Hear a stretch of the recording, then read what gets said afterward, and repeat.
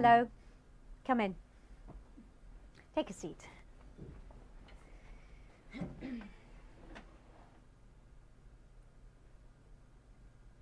This is the speaking test of the International English Language Testing System, taking place on Saturday the 29th of September at Didtown Centre. Centre number DD783. The candidate is Javier Manuel Rico, and the candidate number is 0004290. The examiner is Carol Kennedy, examiner number 433816. Good morning. My name is Carol Kennedy. Can you please tell me your full name? Yes, I'm Javier Manuel Rico. And what should I call you? You can call me Xavi. Can I see your identification, please, Xavi? Here.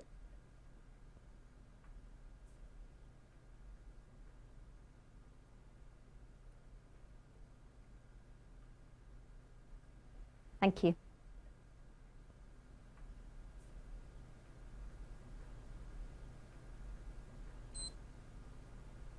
Right. In the first part of the interview, I'm going to ask you some questions about yourself. So let's talk about what you do. Do you work or study? I'm still studying in my final year. I've nearly finished my course. And what are you studying? And do you enjoy it? I'm studying law, and yes, I do enjoy it, most aspects of it, but in this final year there is a lot of hard work and a lot of reading, and I cannot say that I enjoy all of this reading, but what I really enjoy is working on case studies. What I mean is discussing cases. I like to exchange ideas with people. So what are your future plans? I want to have a career in law. I have to decide which area to specialize in first, and then maybe study for another 4 or 5 years. I hope to specialize in environmental law, which is the law that businesses use to have to abide by to ensure that their practices do not affect the environment. Let's talk about friendships. How do you spend time with your friends? Like most other people, I think, having a drink or a meal. I play football sala with some old friends.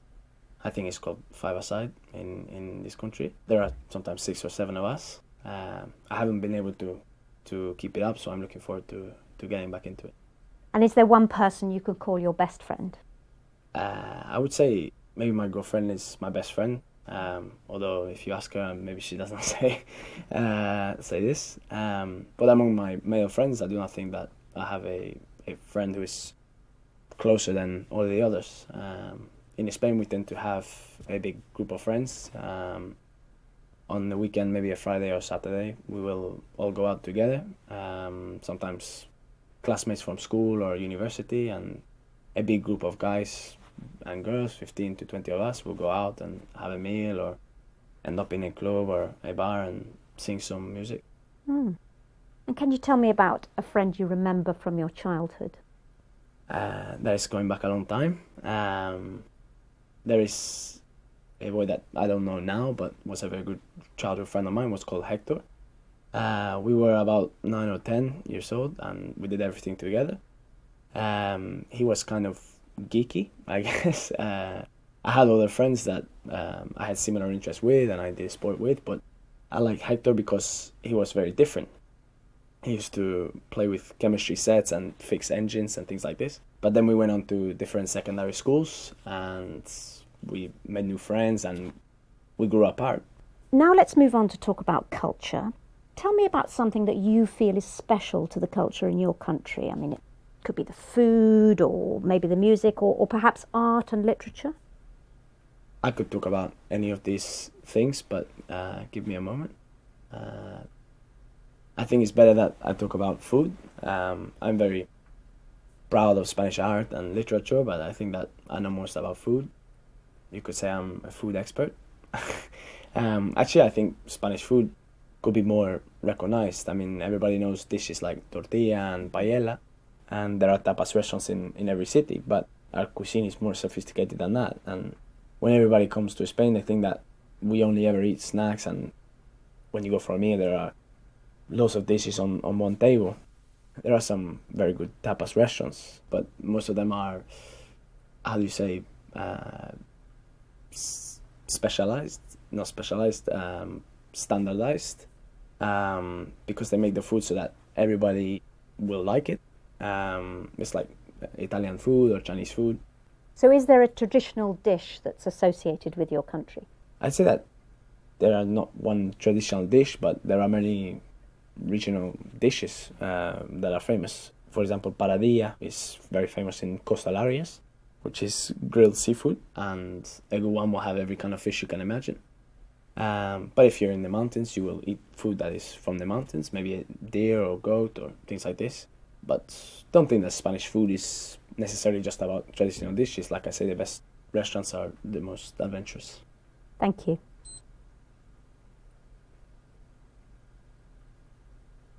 Now, I'm going to give you a topic and I'd like you to talk about it for 1 to 2 minutes. You have 1 minute to plan what you're going to say and you can make notes if you wish. You understand? Yes. So, there's your paper and pencil. And it's your topic. So, I'd like you to describe an event that you attended recently.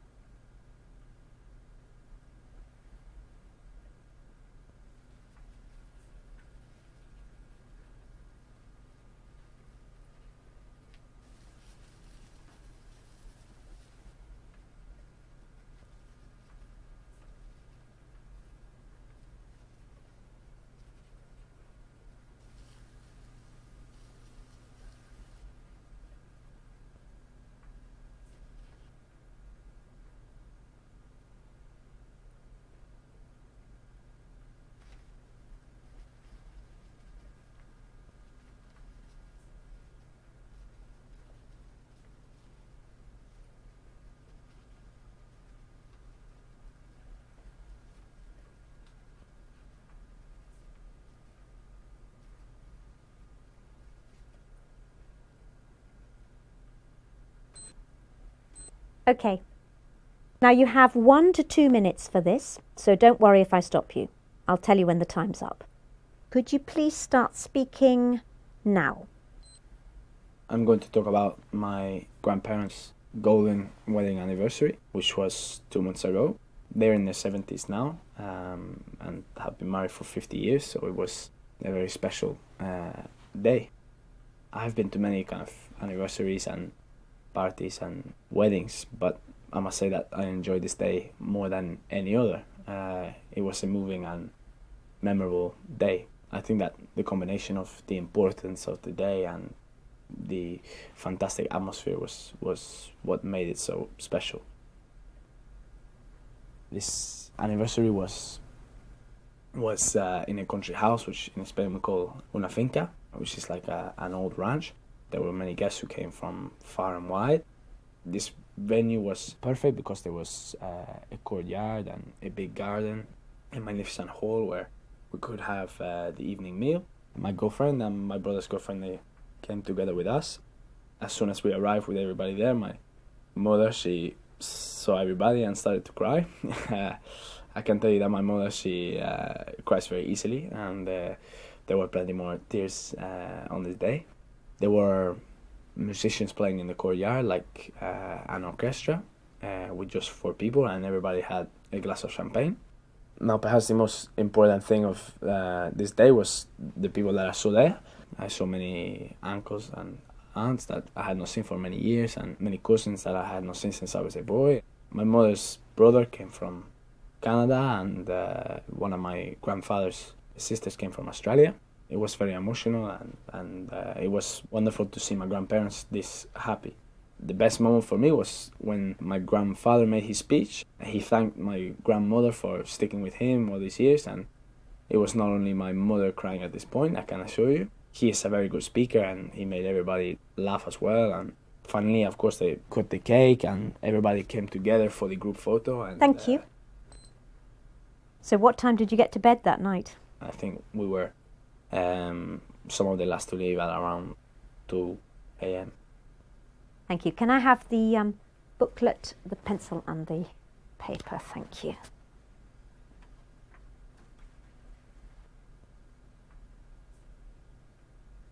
Now, you've been telling me about an important event in the past that you attended. Now, in the final 5 minutes of this test, I'd like to ask you some more general questions that are related to this. Let's talk about past events in general. Do you think photographs are the best way to record and remember special events in our lives? That's a really good question, and I mean, of course, photos are a part of our lives now in a way that was not possible in other eras. I read the other day that more photos are taken now than ever before, and I mean, millions or maybe billions of photos every day. It's as if we have to take a photo to prove that something happened. I can understand that. I mean, I think that people want to remember special events and even everyday things too. And personally, I love taking photos when I go places and see my friends. And I also love looking at old photos. I think they can provide an insight into the past as well. Why do you think that? I think that they can be very powerful and remind us of special places and people, and even remind us what we were doing this day or how we can be feeling in this moment. And they are also a record of our lives visually, and for example, photos of you as a baby and then as a child, and that thing is an incredible thing, like a diary. I think it can act as a trigger for memory as well. What about written records? Can they also encourage us to remember past events? Written records? By written records, do you mean writing things down like diaries or letters? Yes. Well, yes, I think that writing things down can definitely help us to remember the past, but also the reality is that people no longer write things down in the same way, like long letters or diaries. Some people do, but I think that we have less time and patience nowadays, and writing is more of a luxury, I suppose. In fact, I cannot remember the last time that I put pen to paper, apart from this exam. I think I can just about stretch to a postcard. However, my mom tells me that she kept a daily diary throughout her childhood, recording everything that she did. She wrote lots and lots during the school holidays especially, and I like the idea of doing that, but I know that I would never get around to actually sitting down and putting my thoughts on a page. And which do you think is better, recording important moments by taking photographs or by writing them down? Well, I'm not sure that I can come down on one side or the other.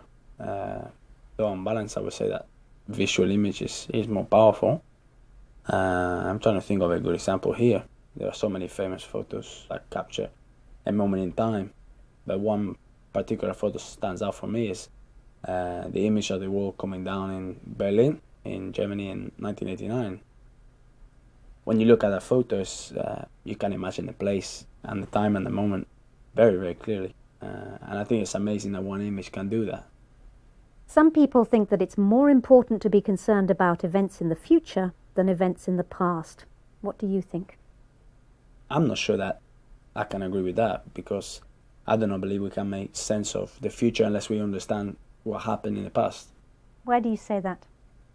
Well, in Spain we are very proud of our culture and identity, and I'm sure that that is true for many people across the world. Maybe that's why so many people spend a lot of time researching back into their family history. I know that from traveling around to other countries like the UK, how important history is and how important celebrating the past is. It enables people to understand where they came from and where they are going. So in that sense, the past and the future are linked. So we cannot forget the past, even if we do want to concentrate on the future. Thank you very much. That's the end of the speaking test. Thank you.